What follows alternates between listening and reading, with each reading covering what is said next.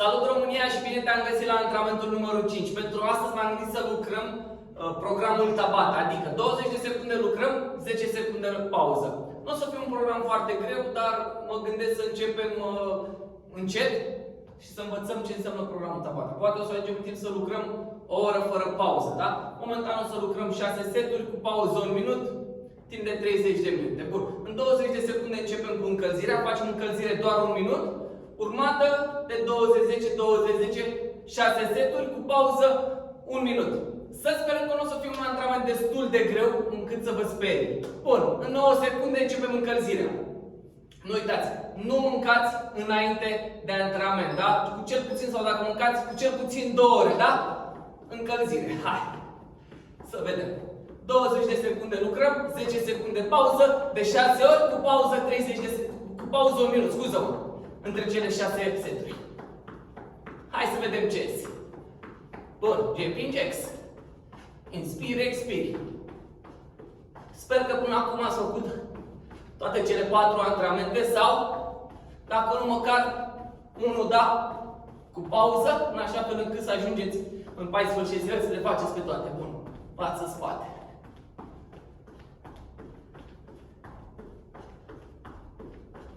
Douăzeci. Sus, sus, sus. 15 secunde, genoflexiuni. Ușor, cobori. Spatele drept, pieptul în față.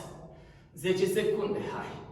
Ne pregătim de primul exercițiu. Da, 20 de secunde lucrez, 10 secunde pauză. 2. Bun, jumping jacks, 20 de secunde. Sus. Inspire, expire. Hai să lucrăm în același timp, să vedem.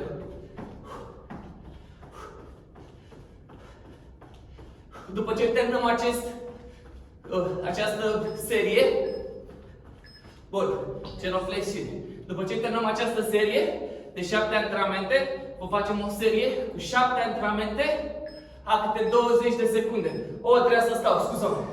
Acum lucrez, da? Deci, 20 lucrez, 10 pauză, 20 lucrez. Cum spuneam, după ce terminăm această serie de 7 antrenamente, vom face altă serie, tot de 7 antrenamente, a câte 20 de minute, numai că o facem cu gantere sau discuri, da? Deci vom face forță. Și acum trebuie să stau. Oh, scuză-mă. Hai! Cu gândul să vă spun mai multe, n-am mai fost atât la ceas. Bun. Deci, vom face încă o serie, a câte 7 antrenamente, cu durată 20 de minute, forță. Poi, de asemenea, puteți să o dublați. Bun, deci cum spuneam, voi puteți să dublați seria de 20 de minute, da? Sau puteți să învățați exercițiile pe execuția corectă a exercițiilor. Bun. Jumping jack și genoflexiune. 6 seturi, adică 3 cu 3. 7 secunde. 3, 2, 1. Bun. Vedem ce este. Mai avem 2 antrenamente după acesta. Da? După de marți vom posta următoarea serie. Numai forță. Cu ganterele sau cu discuri sau cu sticlele, cu ce aveți acasă. Saci mici de disip. 3, 2, 1, bun, pauză 10. Mai avem un set genoflexiune. Este un antrenament puțin mai lent față de seturile anterioare. Genoflexiuni. Aici, aici, aici, aici. 7, 6, 5. Spatele este drept, pieptul în față. Ridici mâinile. Bun, pauză. 1 minut pauză.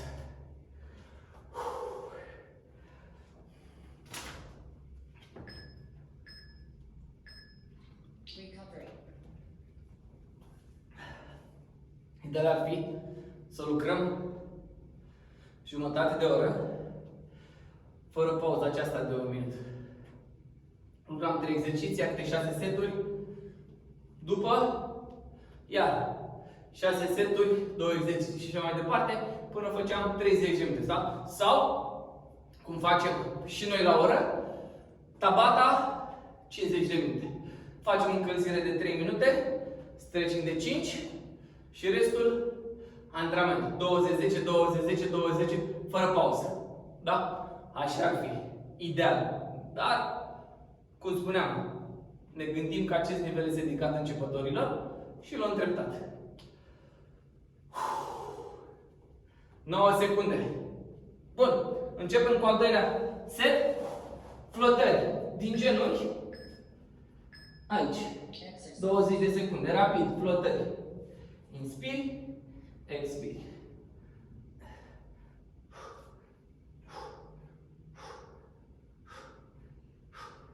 Șapte, 6, 5, 4, 3, 2, 1.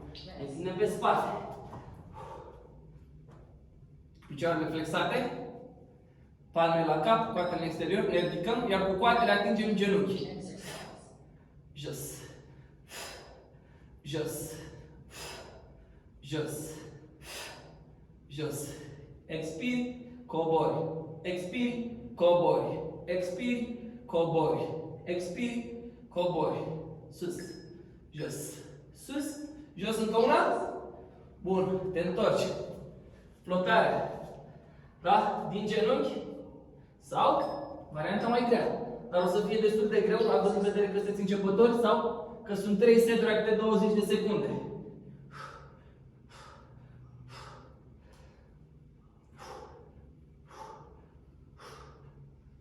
7, 6, 5, 4, 3, 2, încă 1. Bun. Te întinzi pe spate. Picioarele sus. Palmele la cap. Spatele se ridică pe saltea, dar ridicați picioarele flexate, să ridici spatele pe saltea. Sus.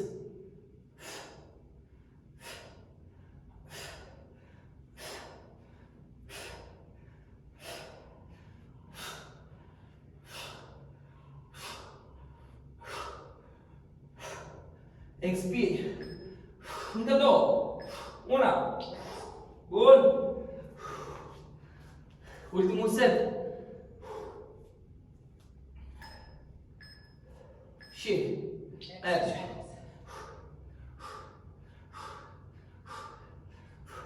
Expir când te ridici, inspir când cobor, da? Inspir.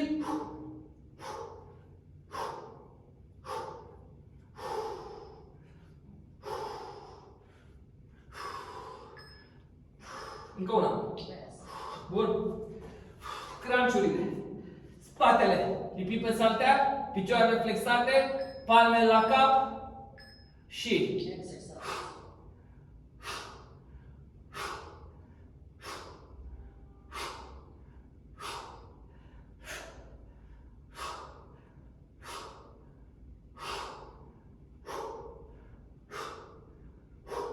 expir 3, 2, 1.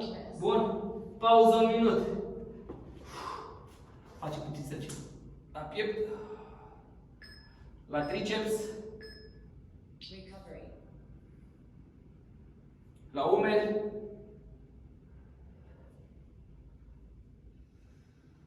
La spate. Bun. 45.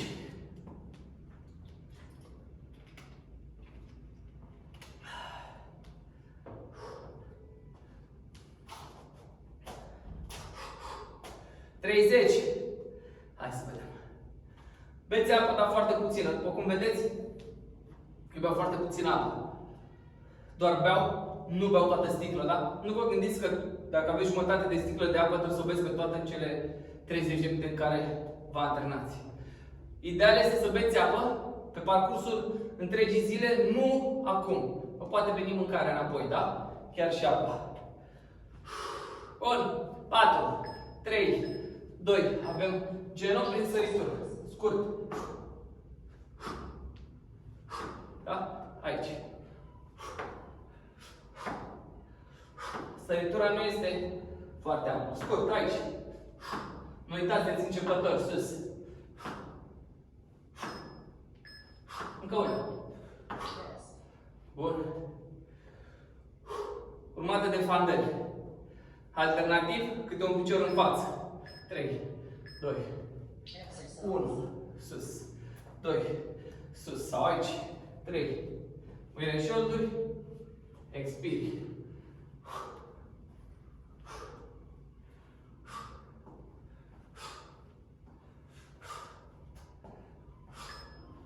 Încă una. Bun. Pauză. 10 secunde. Genul prin săritură. Cred că am băut cam mult apă. Îmi vine înapoi. 3, 2 și sus. Sus. Scurt, da? Uite-te la mine. Folosești mâinile, nu le folosești invers. Da? Așa. Când sări, fii cu mine pe lângă corp.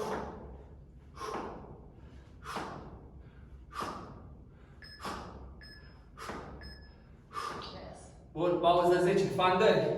Alternativ. Am mai făcut varianta să lucrăm, dacă aveam 8 seturi, puteam să lucrăm un set cu dreptul, un set cu stângul.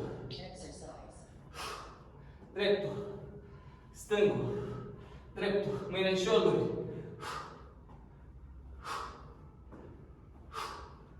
O parte din voi vor învăța execuția corectă a exercițiilor, iar la seria următoare, în care vom lucra cu greutăți, va fi mai ușor. Da? De aceea vă spun, nu săriți peste scări, că vă puteți împiedica. Învățați exercițiile de bază, după faceți progrese. Chiar și acum, dacă antrenamentul ți se pare greu, lucrează doar jumătate din el sau fă pauză mai mare decât cea pe care o recomand eu. Acum încerc să fac, să ating și extremele, da? Cei începători care nu au făcut deloc mișcare și cei începători care au făcut mișcare, dar nu foarte des. Sau au făcut o pauză foarte lungă.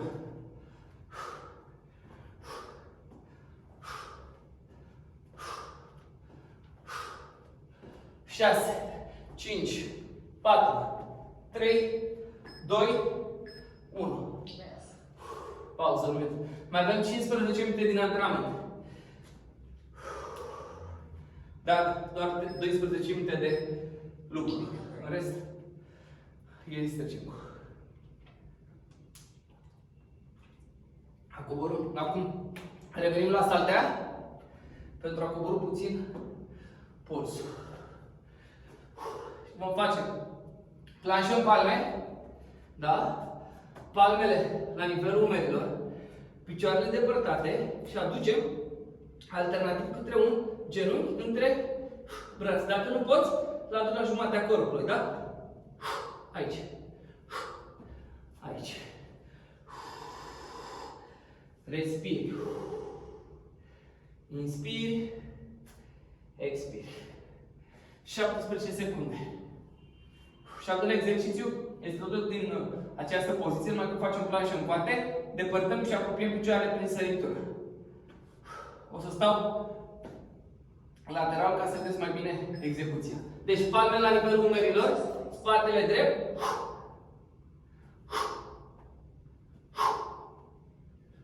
Aceasta este mișcarea. Respiri. Respiri. Respiri. Respiri. Respiri. Respiri. Respiri încă una. Bun. Al doilea exercițiu este planșă în coate. Depărtezi și apropii picioarele prin săritură. Aici.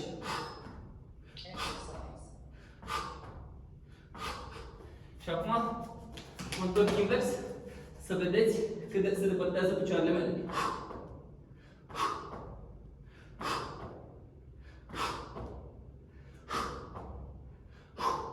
Respir, spatele este drept. Bun. 10 secunde pauză. Palmele la nivelul umerilor. Și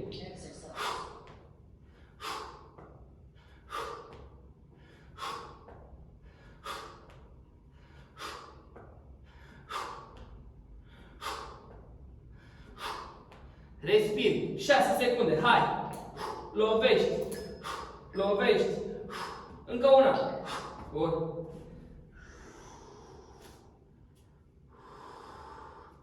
Bun. Planșe în poate. 3, 2 și... Dacă ți este greu, poți să faci pasul alternativ. Aici.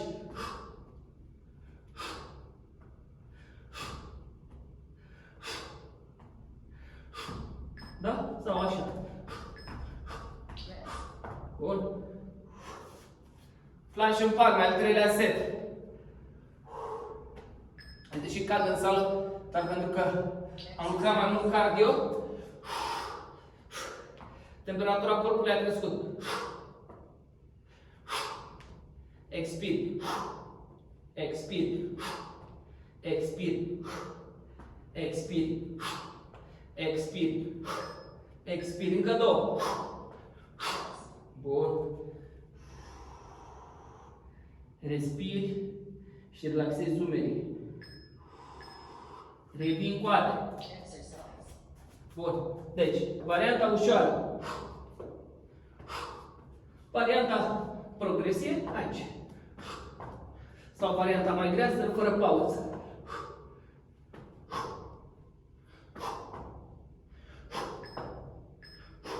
Încă una. Bun. Relaxezi umerii. 1 minut pauză.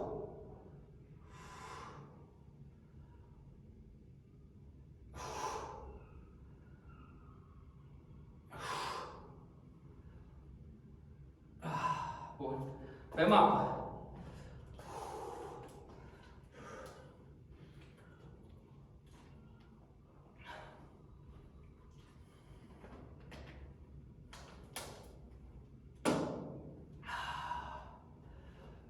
...30 de secunde. Tot din picioare. Vom lucra. Dar vom încerca să facem mobilitate acum, da? La fel, pentru a reduce pulsul, pentru că suntem la 60% din antrenament. Și mai avem nevoie de ultimele 2 seturi în care vom lucra mai intens, da? Și ca să stabilizăm pulsul, să nu se facă rău, să scadă glicemia, coborâm intensitatea, da? Primul exercițiu. Brațe la nivelul umerilor. Pe acesta îl puteți folosi și la încălzire. Încearcă să ridici piciorul către mână, nu să cobori mâna către picior. Este mai greu să ridici piciorul. De aceea trebuie să faci progresie. Aducerea mâinii către picior înseamnă regresie și nu o să ajungi să dezvolți. Bun. Și acum brațele în față. Câte un picior alternativ. Sus. Expiri. Lovești. Lovești. Lovești. Lovești. Lovești. Încă una.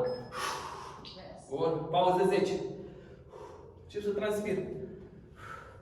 Sunt 20 de grade în sală. Da? E ok. Rezistăm. Sus. Sus. Sus. Ridică piciorul și lovește. Sus. Sus.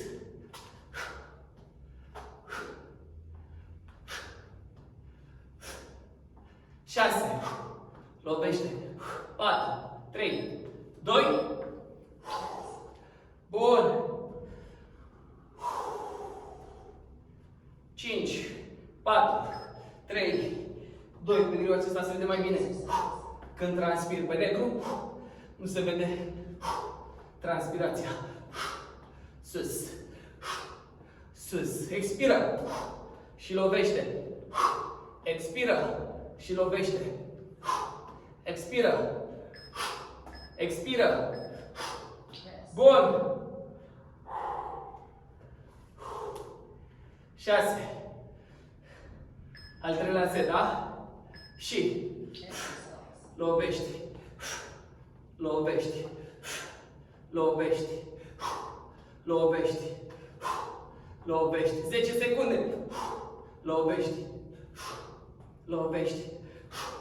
Lovești. 4, 3, încă una.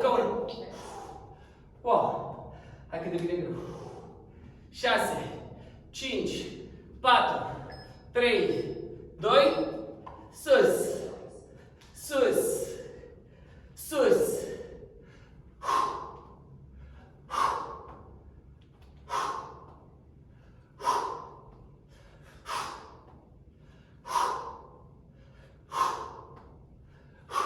Încă una. Bun. Pauză 1 minut. Șervețel. Recovery.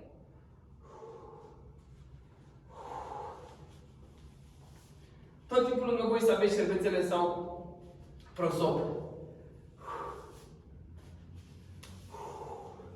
45 de secunde. Mai avem 3 minute din antrenament. Pentru că ultimele 3 minute, în ultimele 3 minute ne vom întinde, vă face stretching, da? Cool down.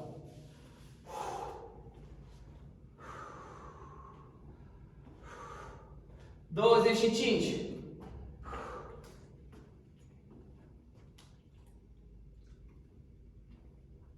17. Acum să vedem ce o să iasă. 6. Sărim în lateral, da? O dată în partea dreaptă, o dată în partea stângă. 3, 2. Folosești mâinile să sări. Expiri. 5, 4, 3, 2. Iar al doilea exercițiu va fi sprintul pe loc, da? 20 de secunde alergăm pe loc rapid. 3, 2, hai. Folosește mâini, la fel. Folosești mâinile, consuma multă energie. Hai, 15 secunde.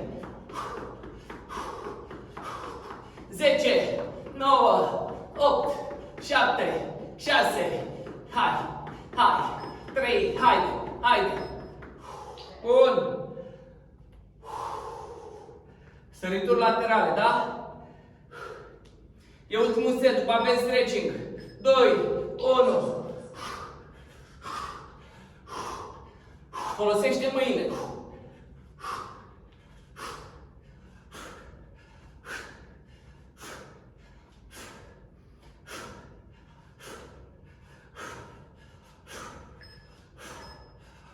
Încă una.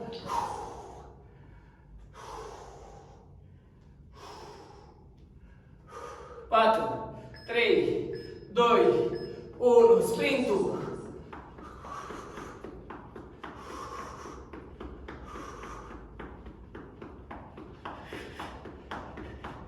Zece secunde.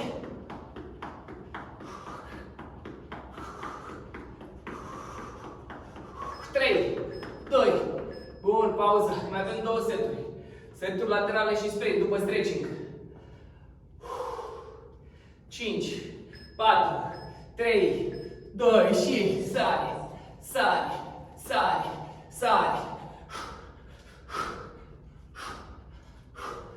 13.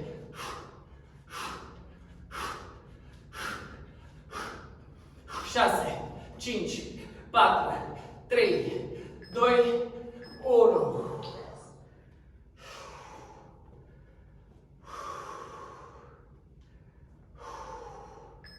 Trei, 2, sprintul! Hai! E ultimul exercițiu, după avem stretching. Haide, 15. Hai! 10. Haide! 4, 3, 2. Bun! Stretching.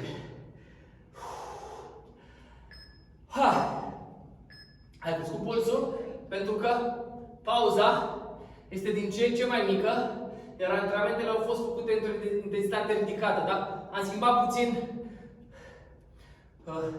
doza, da?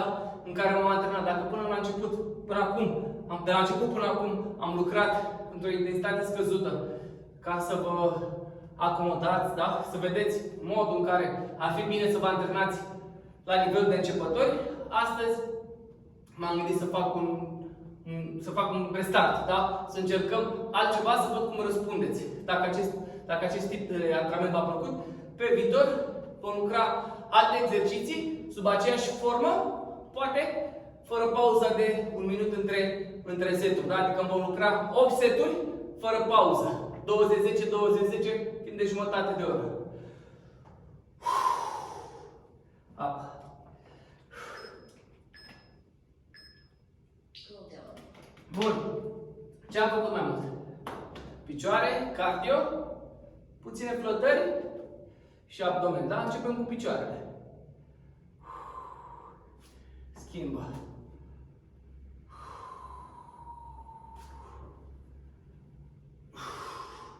Schimbă. Bun. Piciorul drept în față.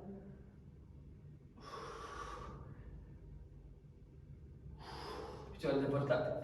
Dacă pentru unii dintre voi antrenamentul a fost ușor sau destul de ușor, puteți să-l repetați. Da? Imediat după ce termin eu, puteți să repetați. Da? Să faceți 40 de minute. Sau 50, sau 60, 70. Funcție de fiecare individ în parte, antrenamentul poate fi mai ușor sau mai greu. Alegeți varianta care vi se potrivește, nu varianta pe care eu o impun. Da? Voi sunteți liberi să alegeți și să lucrați în ritmul vostru. Poate ritmul meu nu este cel mai bun, cu siguranță nu este cel mai bun, dar este cel mai bun pentru mine și modul în care eu mă antrenez.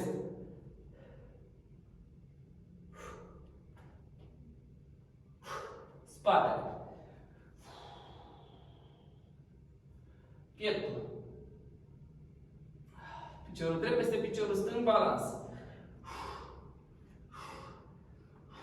Schimbă. Depărtez picioarele.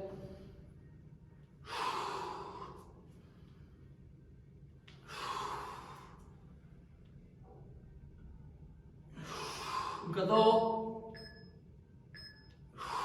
Încă una. Done. Great workout. You spent 30 minutes 27 Da. seconds exercising. Am terminat și antrenamentul numărul 5, care s-a numit Tabata. Antrenamentul 6 îl vom schimba, 7 la fel. Urmând ca următoarea miniserie de 7 antrenamente în 7 zile să se deruleze cu ajutorul greutăților, adică a cantelor sau a discurilor. Da? Atât pentru astăzi. Mulțumesc că mă urmăriți și vă aștept în continuare pe canalul meu.